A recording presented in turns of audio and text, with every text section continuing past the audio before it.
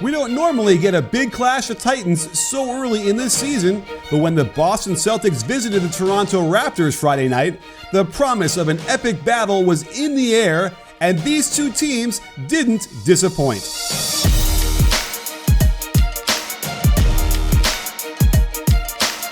This game was very close, and each team took turns throwing knockout punches.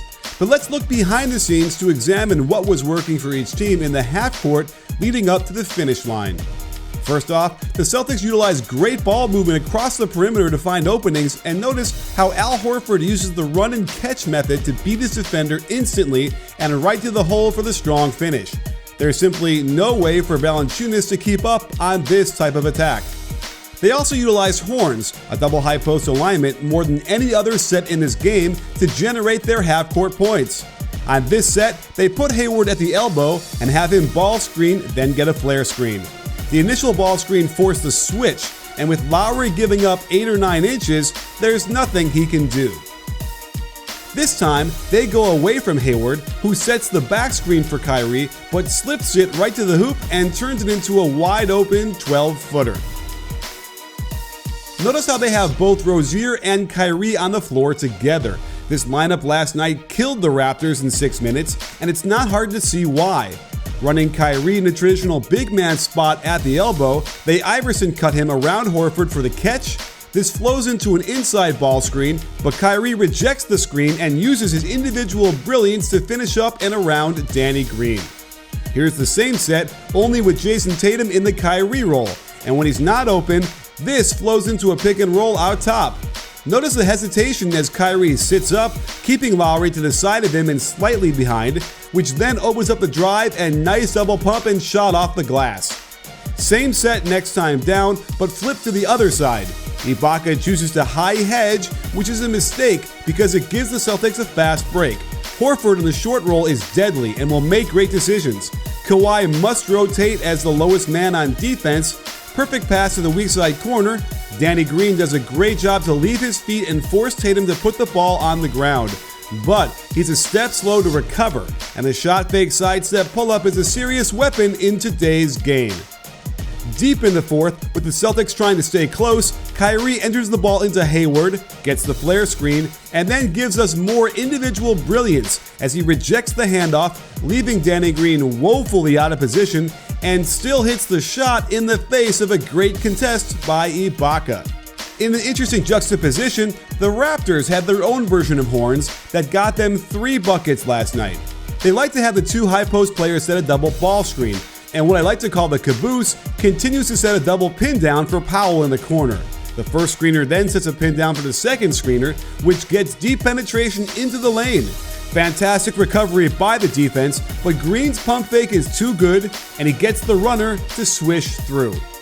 Here's the same play, but without the initial double ball screen. I like how it flows into a handoff, then ball screen, and Lowry got to display some of his 3-ball skills off the bounce. This time, CJ Miles rejects the first down screen, but the offense continues its same pattern as Anunoby gets his own pin down. Notice the split feet on the catch gets him a step, and Hayward isn't ready to make defensive plays just yet. At the top of my favorite players list for 2 seasons is Fred VanVleet, and while he didn't shoot well, he found ways to make key shots just when his team needed them. Just watch all the little plays he makes, like finding a guy to box out even if he's a foot smaller, then running the break, finding the right pass accurately, and getting one of his team-leading 7 assists on the night. He always seems to find himself in the right place at the right time, and more importantly, he's ready for these moments.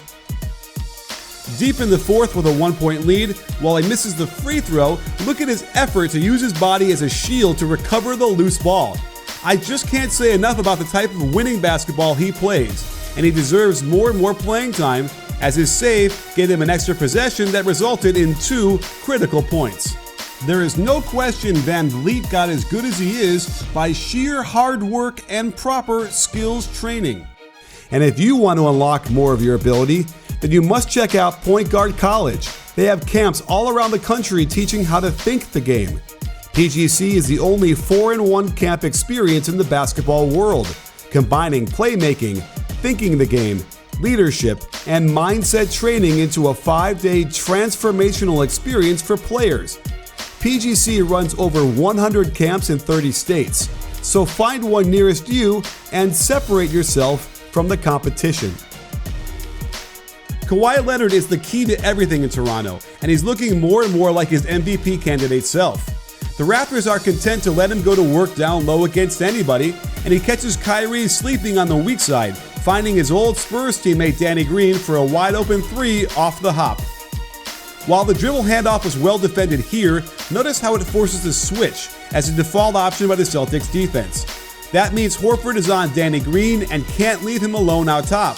Kawhi Leonard is one of the best in the league at lifting both feet and splitting his feet to attack on the catch. And the second he gets that right foot at the same level as his defender, it's over.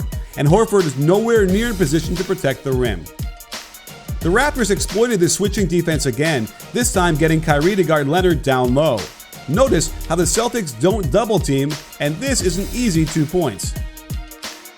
A quick push of the ball gets the Celtics team mismatched all over the floor, and when Lowry gets baseline, notice how Kyrie again falls asleep on his man, this time it's Kawhi, who makes the whole team pay.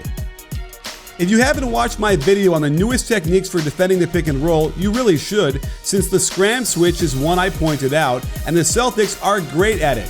Here, the Raptors force Kyrie back onto Kawhi, but Hayward is ready for this and bumps Kyrie out of there onto Green. The Raptors pretend they've still got the advantage anyway by going down low to Kawhi. Notice on this post-up, there again is no double team, allowing Kawhi to make almost the same move for another easy and critical basket. Of course, Fred VanVleet was involved in the play that iced the game. And notice how the Celtics changed their tactics and don't switch this handoff. The Raptors flow into a pick and roll and finally get the forced switch. The defense scrams again. Instead of Rozier on Ibaka, Tatum bumps him out of there, but this is the crucial decision that helped decide the game.